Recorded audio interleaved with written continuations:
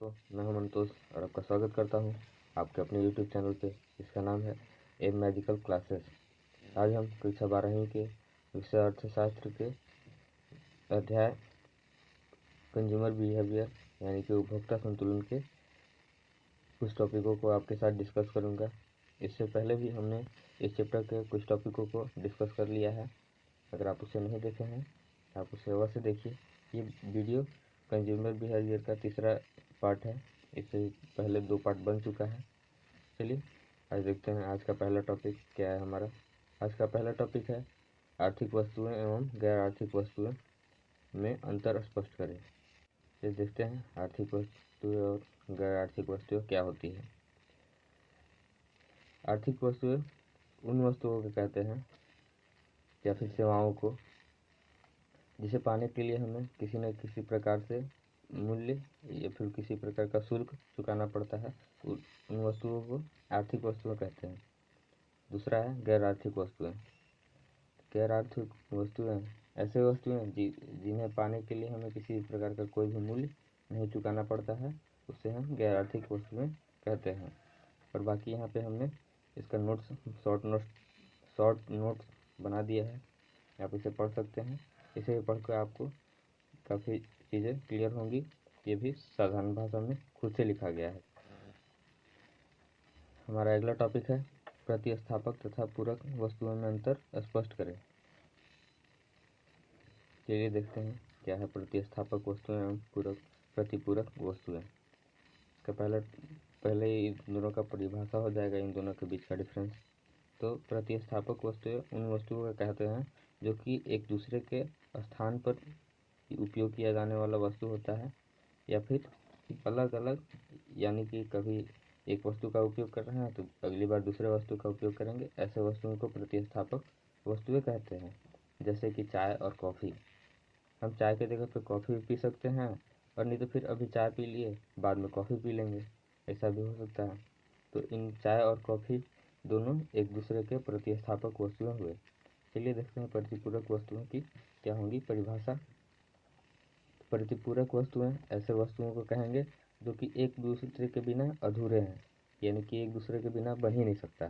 जैसे चाय और चीनी, चीनी के बिना चाय नहीं बन सकता है, तो यानी कि चाय और चीनी एक दूसरे के प्रतिपूरक वस्तुएं हैं जो कि एक दूसरे मिलकर ही एक पूरा वस्तु बनते हैं। अगला टॉपिक है एक वस्तु के मूल्य में वृद्धि होने से दूसरी वस्तु की मांग बढ़ जाती है। जैसे कि मान लीजिए चाय की मूल्य बढ़ गया तो हम कॉफ़ी को मांग करने लगेंगे ज़्यादा, क्योंकि चाय का मूल्य बढ़ गया है, तो कॉफ़ी का मूल्य तो कम है और कॉफ़ी पी के हम काम चला सकते हैं। इसीलिए जब एक वस्तु का मूल्य बढ़ जाता है तो दूसरे वस्तु का मांग बढ़ जाता है। इसमें है इसका दूसरा पॉइंट है एक वस्तु के मूल्य में वृद्धि होने से दूसरे वस्तु के मांग में कमी होती है। यानी कि मान लीजिए चाय का कीमत बढ़ गया है तो आदमी चाय पीना कम कर देगा, तो जिससे कि चीनी उसका प्रतिपूरक वस्तु है।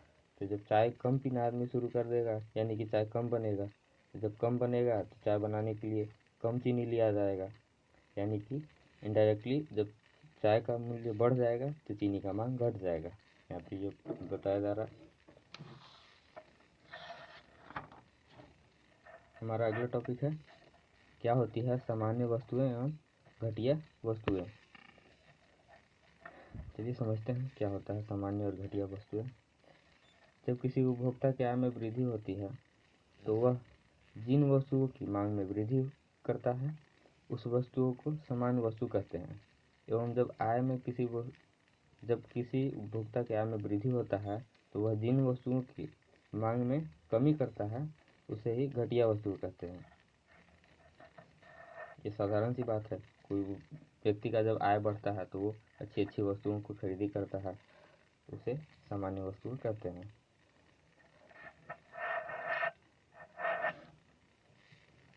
यहाँ देखते हैं कुछ घटिया वस्तुओं की कीमत गिरने पर उनकी मांग बढ़ने की बजाय घटती है कि इसका कारण क्या है। तो इसका कारण गिफिन का विरोधाभास है। चलिए जानते हैं गिफिन कौन थे, उन्होंने क्या विरोधाभास किया था। तो गिफिन एक बहुत ही बड़े अर्थशास्त्री थे। वो घटिया वस्तुओं के प्रति एक नियम बताए कि मांग का नियम आपको पता होगा कि जब किसी वस्तु का मूल्य बढ़ जाता है तो उसका मांग घट जाता है, और जब किसी वस्तु का मूल्य घटता है तो उसका मांग बढ़ता है। पर गिफिन ने बोला कि घटिया वस्तुओं में ये नियम लागू नहीं होता है, क्योंकि घटिया वस्तुओं का जब मूल्य गिरता है फिर भी इसका मांग बढ़ता नहीं है, क्योंकि ये घटिया वस्तुएं होती हैं। तो यही था गिफिन का विरोधाभास। आशा करते हैं आपको समझ में आया होगा। हमारा अगला टॉपिक है मांग की लोच क्या है। मांग की लोच मूल्यतः मांग की मूल्य लोच को ही मांग का लोच कहते हैं। जब किसी वस्तु के मूल्य में जो प्रतिशत परिवर्तन होता है उसके फलस्वरूप जो उसकी मांग की मात्रा में जो प्रतिशत परिवर्तन होता है उसे ही मांग की लोच कहते हैं। यानी कि आप समझ सकते हैं ऐसे भी, जैसे कि मान लीजिए कोई वस्तु का मूल्य में 1 रुपये वृद्धि हुआ, तो उस 1 रुपये के मूल्य में वृद्धि होने के कारण उसकी मात्रा में उसकी मांग की मात्रा में जितनी कमी होगी उसे ही मांग का लोच कहते हैं। दो बड़े बड़े अर्थशास्त्री हुए जिन्होंने अपने अनुसार मांग की लोच को परिभाषित किया। चलिए देखते हैं। पहले अर्थशास्त्री थे मार्शल। उन्होंने अपने अनुसार क्या परिभाषा दिया उसे देखते हैं। तो मार्शल ने कहा कि किसी वस्तु के मूल्य में वृद्धि होने से उसकी जितनी मात्रा में जितनी मांग की मात्रा में कमी होगी, या किसी वस्तु के मूल्य में कमी होने से उसकी मांग की मात्रा में जितनी वृद्धि होगी उसे मांग की लोच कहते हैं। दूसरे अर्थशास्त्री थे बोल्डिंग। इन्होंने बताया कि किसी वस्तु के मूल्य में प्रतिशत परिवर्तन के फलस्वरूप उसकी मांग की मात्रा में जितनी भी प्रतिशत परिवर्तन होगी उसे ही मांग की लोच कहते हैं। ये बोल्डिंग के अनुसार था। यहाँ पे देख सकते हैं इसका कुछ एक्सप्रेशन जो मैथमेटिकली इधर लिखा हुआ है। मांग की कीमत लोच बराबर होता है मांग के में अनुपातिक परिवर्तन बटा कीमत में अनुपातिक परिवर्तन। इसे हम मैथमेटिकली एक्सप्रेशन के द्वारा भी लिखा जाता है। ये एक एक नंबर में कभी कभी पूछ लिया जाता है, इसीलिए हमने भी इसे दिखाया है आपको, यहाँ पे लिख के बताया है।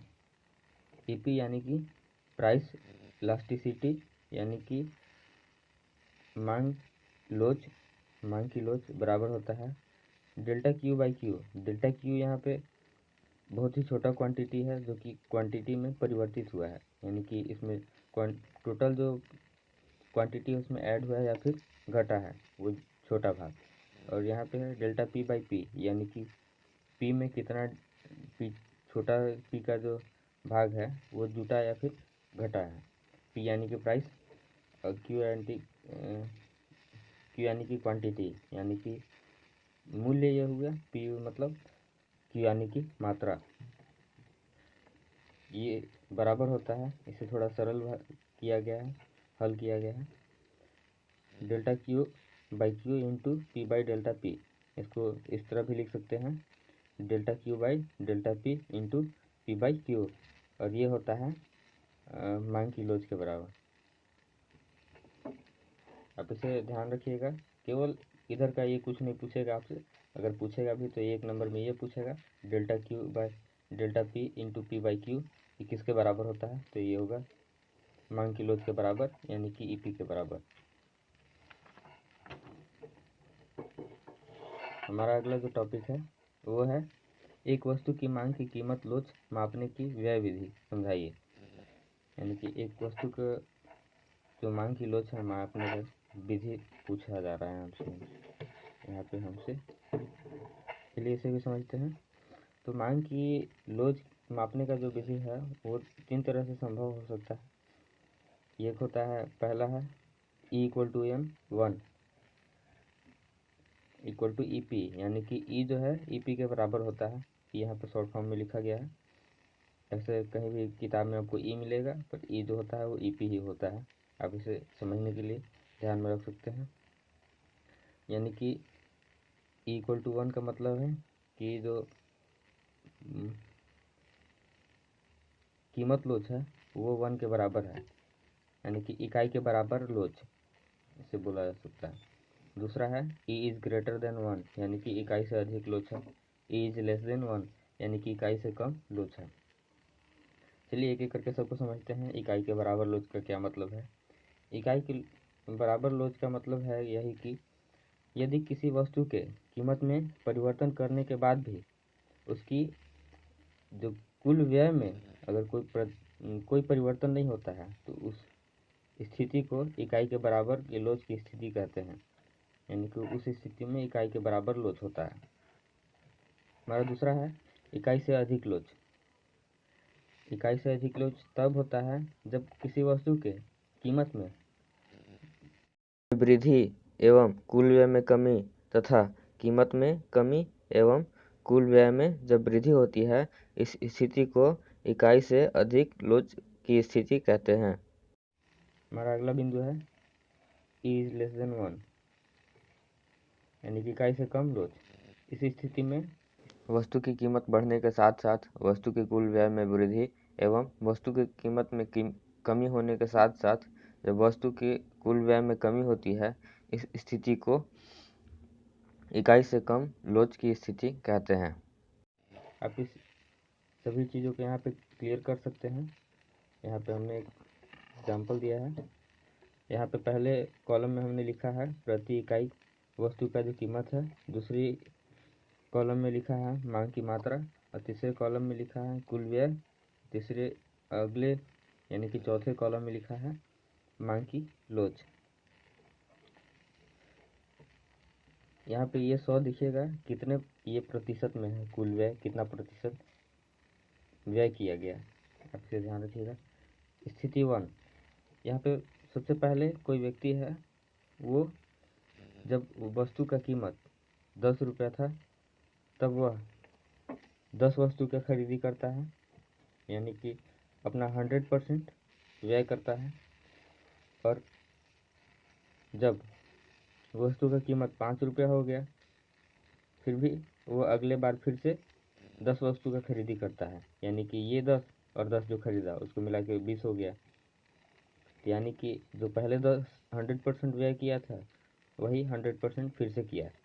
तो इस स्थिति में मूल्य में परिवर्तन तो हुआ पर वस्तु की जो कुल व्यय था उसमें कोई परिवर्तन नहीं हुआ।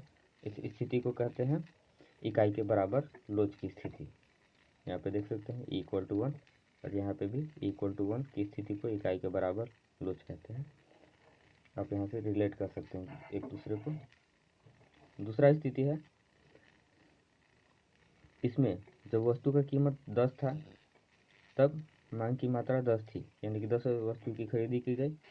इसमें भी व्यय 100% था। लेकिन जब वस्तु का कीमत घट के 5 रुपया हो गया तब 30 वस्तुओं की खरीदी होगी, यानी कि पहले 10 थी, 20 वस्तु की और खरीदी की गई। यानी कि पहले जो इसका व्यय की प्रतिशत थी वो 100% और बाद में 150%, यानी कि जो पहले खरीदा गया था 10 वस्तु उससे ज़्यादा दोबारा खरीदा गया। यहाँ पे ई इज़ ग्रेटर देन 1 है। इस स्थिति को कहते हैं इकाई से अधिक लोच। आप इतना इसे ध्यान रखिएगा। तीसरी स्थिति में वस्तु की कीमत जब 10 रहता है तो जो मात्रा खरीदी जाती है वो 10 वस्तु की 10 वस्तु को खरीदी जाती है, और ये व्यय होता है 100%। पर जब वस्तु की कीमत घटकर 5 हो गई तब मांग की मात्रा भी घट गई और जो 20 होना चाहिए था वो घटकर 15 तक ही सिमट कर रह गई। और आप यहाँ पे देख सकते हैं कि जो कुल व्यय पहले 100% थी वो भी घटकर 75% तक ही रह गई। और मांग की लोच के प्रकार यहाँ पे देख सकते हैं कि इज लेस देन 1 है, यानी कि इस स्थिति को कहते हैं इकाई से कम लोच। लोच को और भी 2 प्रकार से समझा जा सकता है। एक तरह से ये लोच नहीं होता है, ये वस्तु के बारे में बताता है कौन वस्तु लोचदार है और कौन वस्तु बेलोचदार है। तो ऐसे वस्तु को लोचदार कहते हैं जिसके मूल्य में परिवर्तन होगा तो हम वस्तु की खरीदी को कम कर सकते हैं, बेसी कर सकते हैं। ऐसे वस्तु को लोचदार वस्तु कहते हैं। जैसे आप लोचदार वस्तु में समझ सकते हैं कलम हो गया, कॉपी हो गया, मोबाइल फ़ोन हो गया। अगर हमारे किसी दिन कलम का दाम घट गया तो हम अधिक कलम का खरीदी कर सकते हैं, और मान लीजिए कलम का दाम बढ़ गया तो हम कम खरीदी कर सकते हैं। दूसरी तरफ होता है बेलोचदार वस्तुएं। तो ऐसे वस्तुएं जिन पे मूल्य में वृद्धि होने या न होने से कोई फर्क नहीं पड़ता उनकी खरीदी की मात्रा में, तो ऐसे वस्तुओं को बेलोचदार वस्तुएं कहते हैं। जैसे दवाइयाँ हो गई, अगर हम बीमार हैं तो दवाई के मूल्य में अगर वृद्धि हुई या फिर कमी हुई, ये फर्क नहीं पड़ेगा, हम वस्तु की खरीदी करेंगे ही करेंगे। ऐसे वस्तुओं को बेलोचदार वस्तुएं कहते हैं। आशा करते हैं आपको ये वीडियो पसंद आया होगा। अगर पसंद आया तो आप इसे लाइक करें, शेयर करें और सब्सक्राइब करना बिल्कुल ना भूलें। यह वीडियो देखने के लिए आपको धन्यवाद।